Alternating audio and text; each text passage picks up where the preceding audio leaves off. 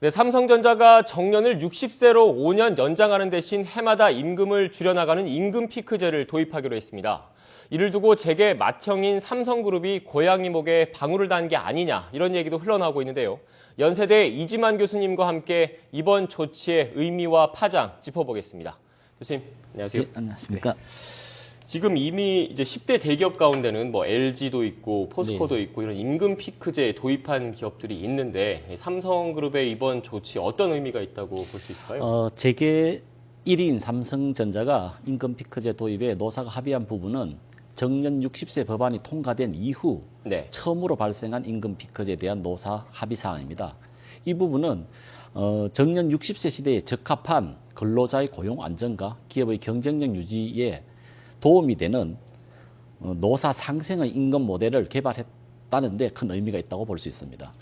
지금 뭐 이미 뭐 삼성그룹 같은 경우에는 그동안 우리 이제 일반 기업들의 뭐 여러 부분에서 선도적인 역할을 해왔기 때문에 지금 삼성그룹 이번 그 조치가 다른 기업들에도 영향을 줄 수밖에 없는 뭐 상황인 것 같은데요. 어떻게 전망하십니까? 예, 지금 사실 임금 피크제의 도입률이 100인 이상 기업에 있어서 16.3% 정도가 도입되어 있습니다. 네. 그러면 나머지 86%의 경우에 정년 60세 법안이 통과된 이후에 결국 기업의 인건비 부담이 과중될 가능성이 있습니다. 네. 사실 정년 60세 법안을 살펴보면 정년 60세의 연장은 의무화되어 있는 반면 네. 임금체계 개편, 임금 피크제를 포함한 임금체계 개편은 노사 합의 사항으로 남아 있습니다. 네.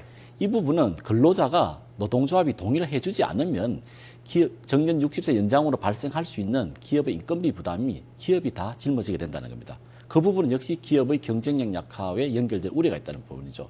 그런 측면에서 이번엔 삼성전자가 노사가 협력하여 정년 60세 연장과 함께 임금 피크제 도입 합의했다는 부분은 노사 상생의 임금 모델의 첫걸음이라 볼 수 있습니다.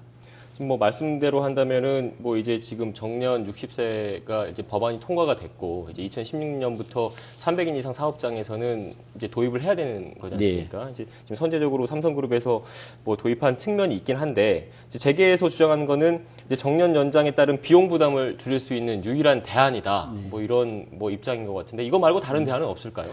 그 임금 피크제는 정년 60세 시대의 단기적인 어떤 방안이라 보시면 됩니다. 네. 그 정년 연장의 어떤 시대적인 흐름은 우리나라뿐만 아니라 서구에서는 이미 정년 60세를 넘어서 정년 65세의 연장이 일어나고 있습니다. 그럼에도 불구하고 임금체계 개편은 사회적 이슈가 되지 않고 있는 거죠. 네. 정년 연장 이슈와 임금체계 개편, 임금 피크제 도입이 사회적 이슈가 되는 나라는 근속 연수에 따라서 임금이 상승하는 경직적인 임금 체계를 가진 일본과 우리나라 단 두 나라입니다. 네. 이제 그런 측면에서 장기적으로는 임금 체계, 생산성과 성과 연동된 임금 체계를 도입한다면 임금 피크제 부분은 과도기적인 어떤 방안으로 볼 수 있습니다. 하지만 지금 시점에서 임금 체계 개편은 아주 오랜 시간이 걸리는 어떤 노사 간의 합의 사안입니다. 네. 그런 측면을 본다면 단기적으로 임금 피크제는 현 시점에서는 유일한 방안이라고 보는 것이 맞다고 할 수 있습니다. 뭐 임금 피크제 뭐 서구 뭐 일본과 우리나라만 있는 뭐 어떻게 보면 어쩔 수 없는 거라고 말씀을 하셨는데 일각에서는 지금 임금 피크제가 도입이 되면 뭐 노동자의 생산성이나 뭐 노동력이나 뭐 직무 등 이런 것과 상관없이 일정 연령이 되면 임금을 뭐 그냥 사실상 강제적으로 네. 깎아 내리는 게 과연 뭐 맞는 것인가라는 의견을 제시하는 쪽도 있는 것 같아요. 어떻게 보십니까? 그래서 지금 정년 60세와 함께 이제 임금체계 개편과 함께 또 다른 하나의 문제점은 네. 정년 임금 피크제 대상자인 장년 인력의 생산성 향상에 초점이 맞춰져야 네. 됩니다. 나이가 들었다고 해서 생산성이 다 떨어지는 것은 아니죠. 네. 그런데 지금은 우리나라 임금 체계는 근속 연수가 늘면 개인의 능력과 생산성과 성과에 관계없이 임금 자동적으로 올라가는 호봉제적인 그렇죠. 임금 체계가 강하다는 연공세율이죠. 겁니다. 네. 이제 그런 부분이 강한 시점에 있어서는 당연스럽게 기업은 인건비 부담을 많이 느낄 수밖에 없다는 거죠. 네. 그래서 유연화된 생산성과 성과에 연동된 임금 체계를 정착하기 전까지는 임금 피크제는 유효하다고 볼 수 있습니다. 이제 결국 근데 문제는 노동계인 것 같아요. 노동계 입장에서는 뭐 국회에서 법으로 정년 60세 연장 법안 통과시켰는데 60세 전에 임금 피크제 도입해서 그 임금을 깎아야 되는 것이냐. 이제 입법 취지로 봤을 때는 60세까지 노동자들의 그런 일할 권리를 인정시켜주자는 것인데 60세 정년 이후에 임금 피크제를 논의하는 게 맞는 방향 아니냐 이런 뭐 입장인 것 같은데 어떻게 보십니까? 저는 장기적으로 본다면 노동계도 정년 60세로서 많은 혜택을 받습니다. 네. 삼성전자의 경우는 현재 정년이 55세입니다.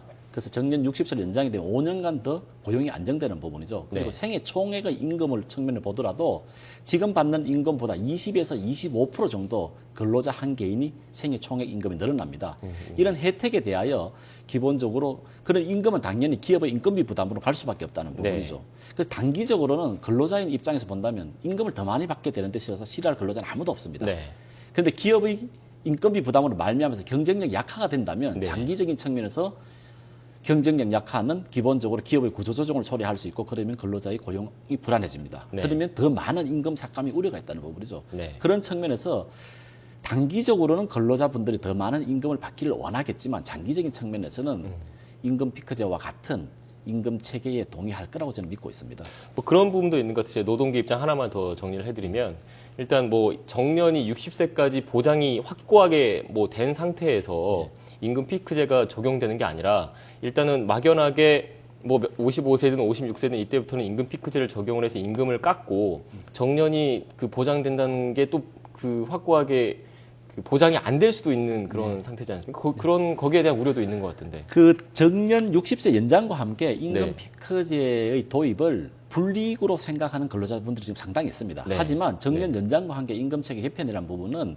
네. 그 근로자에게 불이익이 아니라는 인식의 변화가 우선적으로 필요합니다. 네. 실제로 말씀드렸듯이 고용이 5년간 연장되고 생애 총액 임금도 25%가 늘어납니다. 네. 네. 그런 측면에서 근로자분들이 60세까지 과연 정년을 채울 수 있겠느냐에 대한 의구점을 현 시점에서 가질 수는 있습니다. 그렇죠. 하지만 그 부분이 법적으로 의무화되어 있기 때문에 네. 지금보다는 훨씬 더 고용이 안정되었 것은 사실입니다. 네. 지금 뭐 그런데 이제 문제는 뭐 말씀하셨던 것처럼 결국 기업마다 사정이 다르기 때문에 뭐 기업의 비용 부담이 증가하는 건 어떻게 보면 사실이지 않습니까? 네. 거기에 대해서 이제 뭐 기업의 사측과 또 노측마다 좀 의견 차이가 분명히 있을 것 같은데 어떤 방식으로 접점을 찾아야 된다고 보십니까? 그 사실 지금 삼성전자의 경우는 그 정년이 55세입니다. 네. 하지만 뭐 LG라든지 SK, 현대자동차 부분은 정년이 58세, 59세인 기업도 많습니다. 네. 그래서 개별 기업의 사항에 맞는 임금 체계 그리고 임금 피크제 도입이 중요하다고 볼 수 있습니다. 네. 그런 측면이라면 지금 정년 60세는 의무화가 되었습니다. 그래서 근로자들이 임금 체계 개편에 대한 화답을 할 시점입니다. 네. 그런 측면이라면 기본적으로 근로자의 생애 총액의 임금이 줄어드는 범위에서는 근로자분들이 동의를 안 할 것입니다. 네. 그러면 기본은 근로자분들의 생애 총액 임금이 늘어나는 범위 하에서 이런 임금의 증가가 기업의 인건비 부담을 주어서는 안 됩니다. 경쟁력 약화를 초래하기 때문에. 네. 그래서 근로자의 생애 총액 임금이 늘어남과 동시에 기업의 경쟁력과 지속적 성장을 가능하게 하는 그 범위 내에서 노사가 합의하는 것이 네. 개별 기업의 특수성을 가장 잘 반영한 임금 체계의 변화라고 볼 수 있습니다. 지금 뭐 이제 뭐 이 부분 같은 경우에는 뭐 다들 그 관심 가지실 저도 물론 회사원이고 하다 보니까 다들 관심 갖는 사안이지 않습니까? 그래서 하나만 더 여쭤보겠습니다. 그 일본과 우리나라 같은 경우에만 지금 어떻게 보면 연공 소멸식 그런 호봉제가 사실상 유지되고 있는 그 주요 경제 그렇습니다. 국가 중에서는 그런 나라지 않습니까? 근데 뭐 서구 유럽이나 뭐 북유럽 같은 경우에는 이미 정년을 뭐 60세든 이렇게 연장한 나라가 상당수 있는데 네. 그 나라 같은 경우에는 이 문제를 어떻게 좀 그 처리를 해왔나요? 지금? 그 기본적으로 그 정년의 연장 부분과 임금 체계 개편은 병행돼야만 됩니다. 네.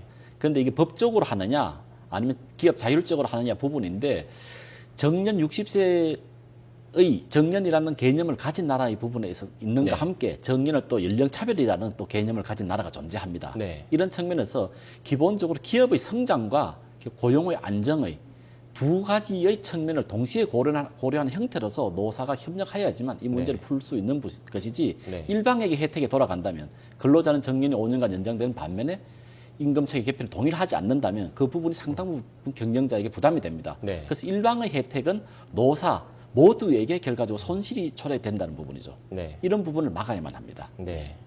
지금 그 뭐 하나만 더 여쭐게요. 하나만 더 주면 지금 이게 임금 피크제라는 게 어떻게 보면 과도기적인 그 뭐 임금 그렇습니다. 체계일 수도 있다라는 분석들도 있는 것 같아요. 장기적으로 봤을 때 임금 피크제가 또 과도기적인 거고 진짜 장기적으로 봤을 때는 그러니까 우리나라식 그런 호봉제가 완전히 없어지고 네. 역할 각자 근로자들의 역할과 직무에 따른 그런 역할과 직무에 따른 급여 체계, 그러니까 완전한 성과급제로 변동되는 거 아니냐, 뭐 이런 뭐 얘기도 있는 것 같은데 어떻게 보십니까? 연령이 증가함으로 말미암아서 일반적으로 생산성이 떨어진다는 인식들을 많이 가지고 있습니다. 네. 뭐 경향적으로는 그런 상황이 발생하지만 나이가 들면서 생산 경험과 지식의 축적으로 말미암아서 생산성이 더 향상되는 근로자분들도 많은 부분이죠. 그런 네. 근로자에 있어서는 생산성과 성과 연동된 임금 체계가 도입이 된다면 더 많은 임금을 가져갈 수 있는 부분이죠. 네. 그런데 지금의 경우에는 개인의 능력과 성과에 관계없는 근속 연수에 따라서 임금이 지급되기 때문에 그것이 하나의 걸림돌로 작용하고 있다는 부분입니다. 네. 그 부분의 개선이 지금 시급하다고 볼 수 있습니다. 네.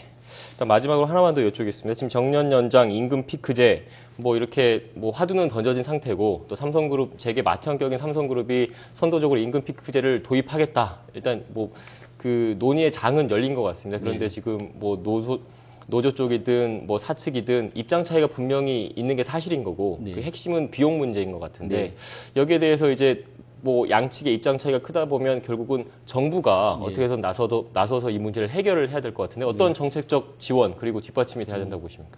정부는 정년 60세 법안 통과되기 이전부터 고령자 고용 영장 지원 사업이라든지 네. 임금 피크제 보온 지원 사업을 가지고 있습니다. 네. 그런데 작년 정년 60세 법안 통과된 이후에는 임금 피크제 도입하는 사업장이 16.3%에서 고정되어 있는 상황입니다. 네. 그런 측면에서 이번 삼성전자의 그 고용 연장과 정년 연장과 임금 피크제의 도입은 다른 기업에까지도 널리 확산되어서 정부의 재정 지원 사업이 활발하게 확대될 가능성이 충분히 있다고 봅니다. 네, 알겠습니다. 지금까지 삼성그룹의 임금 피크제 도입 파장과 의미에 대해서 연세대 이지만 교수님과 함께 짚어봤습니다. 교수님 고맙습니다. 네, 감사합니다.